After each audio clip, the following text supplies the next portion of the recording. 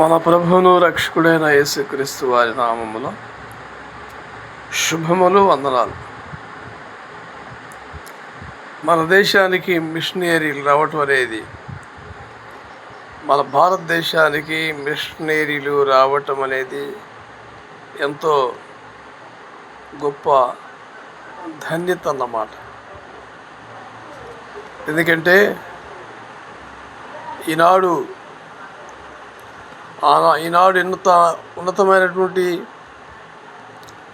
ఉన్నతమైన స్థితిలో చదువుకోవటానికి,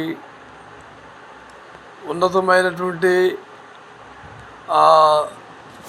ఉద్యోగ రీతిలో ఉండటానికి కానీ, చదువుకోవటానికి కానీ, లేకపోతే హాస్పిటల్స్ వచ్చినాయి. అలాగనే ఆరోగ్యం వచ్చింది, విద్య, వైద్యం, చదువు,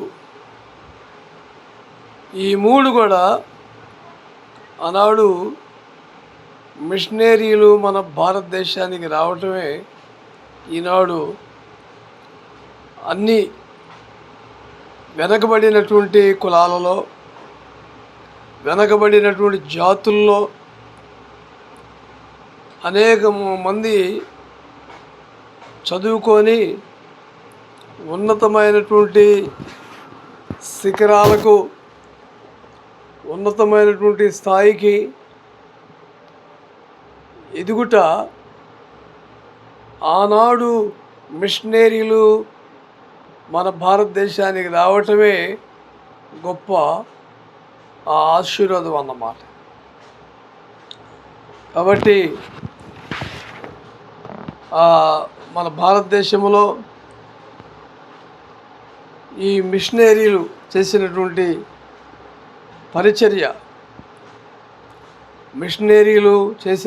గొప్ప పరిచర్య ఎంతో ఆశీర్వాదకరమైనటువంటిది, ఎంతో ఆహ్లాదకరమైనటువంటిది మిషనరీలు చేసినటువంటి పరిచర్య. కాబట్టి ఆ మిషనరీలు రావటము వెనుకబడినటువంటి కులాలలో, అట్టడుగు వర్గాలలో, జాతుల్లో ఉన్నటువంటి ఈ దళితుల్లో అనేక మంది చదువుకొని ఈనాడు మరి గ్రామ స్థాయి నుండి కూడా, అలాగనే పార్లమెంటు స్థాయి వరకు ఐఏఎస్లు, ఐపీఎస్లు, ఆ రీతిగా ఇంకా ఉన్నతమైనటువంటి చదువులకి వారు ఎదగారంటే మిషనరీలు పెట్టినటువంటి భిక్ష అన్నమాట. ఒకడంటాడు, ఆ మిషనరీలు మన భారతదేశానికి రాకముందు ఈ క్రైస్తవ్యం అనేది లేదు, వాళ్ళని తరివేసాము, ఆ మిషనరీల్ని, బ్రిటిష్ వాళ్ళని తరివేసాము, వాళ్ళు వెళ్ళిపోయినా కూడా ఈ క్రైస్తవ మతం అనేది మన భారతదేశం నుండి ఇంకా పోలేదని ఒక హిందూ అతను ఏమనాలంటే,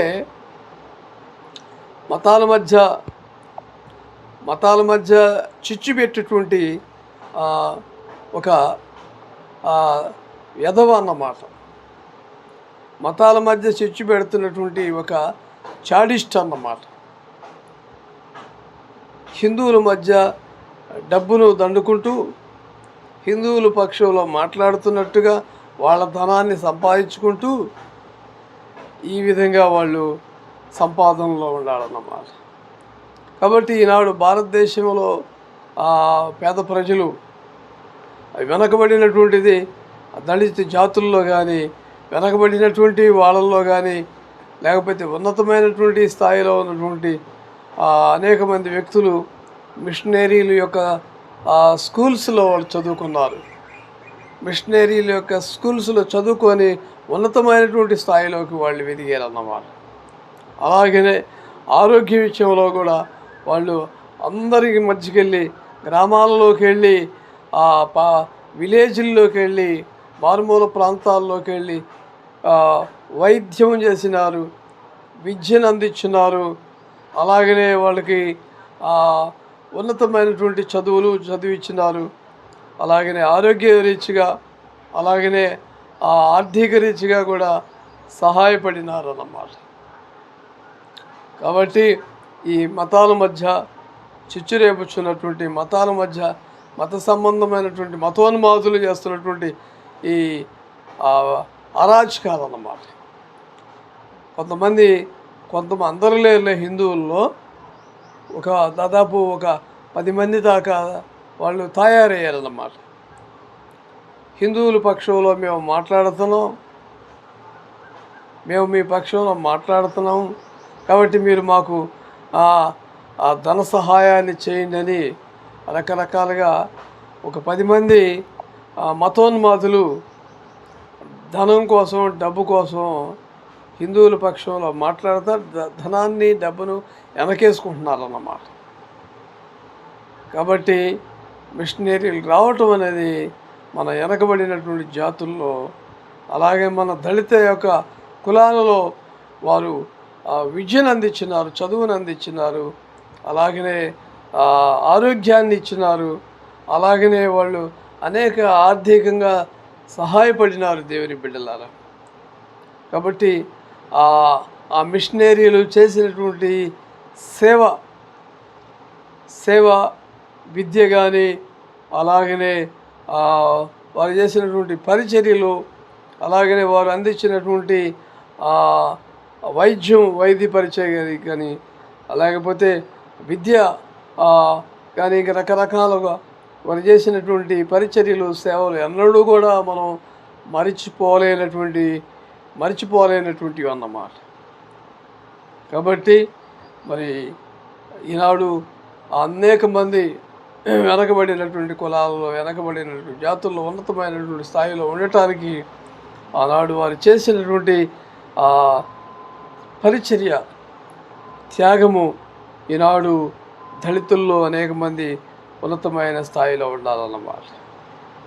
కాబట్టి మనం మాట్లాడుతున్నప్పుడు ఏమి మాట్లాడుతున్నామో, ఎందుకు మాట్లాడుతున్నామో, ఎవరి కోసం మాట్లాడుతున్నామో అనేది మనం ఆలోచించి మాట్లాడాలన్నమాట.